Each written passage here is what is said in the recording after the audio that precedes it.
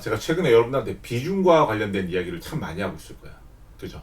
왜냐면 지금 주가가 많이 오르기도 했습니다. 그 전에 4월 달에 폭락을 지나서 지금 주가가 꽤 많이 올라 있어요. 근데 여러분들이 어떤 주식의 비중을 줄이거나 어떤 종목을 좀 매도하거나 할 때 꼭 어떨 때 매도를 하시냐면 올라갔다가 꺾일 때 이렇게 매도를 해요. 왜? 이거 너무 많이 떨어지는 거 아니야? 싶을 때 여러분들이 보통 매도를 한다고요. 근데 여러분들이 주식을 매도하거나 비중을 줄이실 때 가급적 그렇게 하지 마시고 주가가 한창 좋을 때 약간 매도하거나 비중을 줄여버릇 하셨으면 좋겠어요. 왜냐하면 훨씬 더 좋은 가격에 매도를 할 수 있고요. 여러분들이 주가가 꺾인 상태에서 매도하게 되면 또 부랴부랴 막 시장가로 막 던지시는 경우도 또 발생이 되고, 그리고 이제 심리적으로 위축이 되어 있기 때문에 주가가 폭락할 것 같은 어떤 불안감에 휩싸이게 되거든요. 그러면 본인이 처음에 계획했던 종목뿐만 아니라 다른 종목들까지 막 마구잡이로 던졌다가 나 빠지면 다시 사야지 이런 선택을 하시게 되는 경우가 너무 많거든요. 그래서 그렇게 하지 마시고 원래 처음부터 계획을 딱 세우신 다음에 본인이 어느 정도 비중이 커지거나 아니면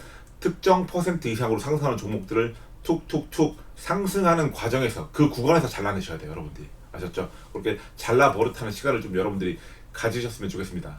최근에 이제 잭슨 홀 미팅 끝나고 나서 파월이 이제 금리 인하를 시사하면서 최근에 시장이 좀 좋았어요. 그러다 보니까 이제 좀 막 두려움에 떨던 분들이 이제 좀 한 굽이 넘겼다 싶으시니까 이제 기존에 지키기로 했던 비중이라든가 이런 것들을 또 망각하시고 다시 비중을 좀 더 늘리거나 아니면 며칠만 더 가져가 볼까? 아니면 9월달, 10월달까지만 좀 가져가 볼까? 그때까지는 좀 분위기가 좋지 않을까? 아니면 여기서 조금만 더 오르면 내가 이 정도 금액을 달성할 수 있는데 이렇게 이제 마음이 자꾸 바뀌시는 분들이 생기세요. 근데 제가 투자를 계속 하면서 저도 이런 과정을 여러 번 겪었겠죠, 당연히. 근데 그런 것들이 나중에 꼭 반드시 부러진 다음에 후회가 되더라고요.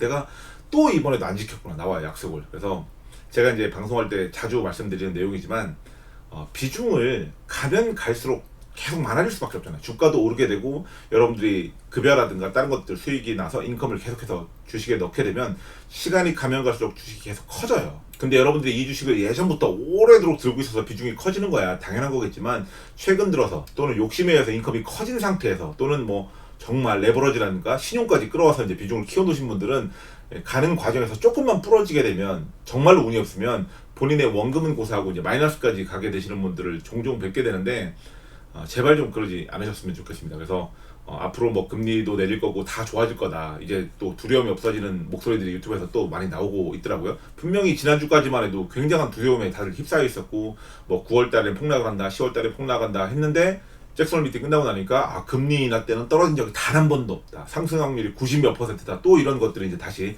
스멀스멀 올라오더라고요. 그래서 시장에서 어떤 식으로 얘기를 하든 뭐 경제 방송을 담당하시는 분이든 뭐 학자든 뭐 박사님들이든 어떤 방송을 하든 여러분들은 여러분들만의 기준을 가지고 철저하게 지켜서 좀 나아가셨으면 좋겠습니다. 그리고 제가 항상 말씀드린 것처럼 종목이라든가 주식이라든가 금액을 많이 가지고 있다가 망한 사람들은 많이 봤어요. 주변에 너무너무 많이 봤죠. 근데 이거를 조금만 갖고 있고, 그러니까 주식을 조금만 갖고 있고 현금을 많이 갖고 있어서 망한 분 보신 적 있나요? 그런 분들은 없어요. 왜냐면 주식이 상승하는 과정에서 반드시 기회를 줍니다. 여러분들한테 반드시 또 기회를 줘요. 나만 빼놓고 10년 내내 20년 내내 주가가 오르지 않아요. 그죠? 불과 올해 4월달만 봐도 어떠세요? 주식이 영원히 오를 것 같았지만 가는 과정에서 주가지수가 순식간에 20% 이상 빠졌었잖아요. 그래서 여러분들 어떠세요? 그래서 저와 같이 좋은 기회도 한번 잡아 보셨잖아요. 그래서 여러분들 이런 식으로 여러분들이 항상 어떤 비중, 어떤 기준들을 여러분들이 미리미리 한번 세워보시고 그리고 그걸 지켜보는 시간을 꼭 가지셨으면 좋겠는데, 그걸 지키는 시점이 이렇게 주가가 한참 상승하고 있는 도중이어야 돼요. 이렇게 꺾인 다음에 여러분들이 뭔가를 대응하겠다라는 생각을 좀 버리셨으면 좋겠습니다. 그리고 이제 조금 매매를 많이 해보시고 저랑 이제 좀 오래도록 해보신 분들은 아실 거예요. 주가라는 건 주가가 좀 빠지고 있네라고 느끼는 순간 본인이 가지고 있는 계좌는 어때요? 이미 마이너스 30%예요. 이미 팔 타이밍을 놓칩니다. 하면 벌써 비중을 놓쳤어요.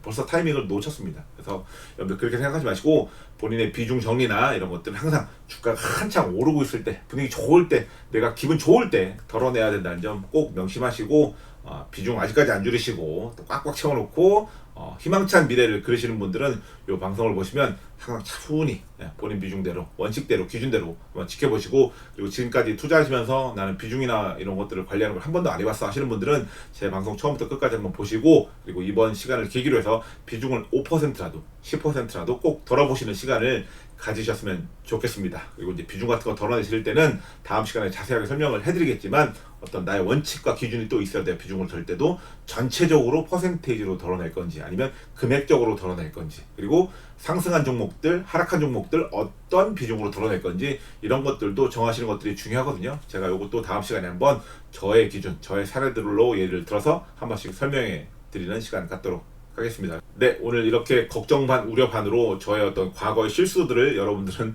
반복하지 마시라고 영상 하나 찍어봤고요. 앞으로 행복한 투자 생활 이어가셨으면 좋겠습니다. 감사합니다.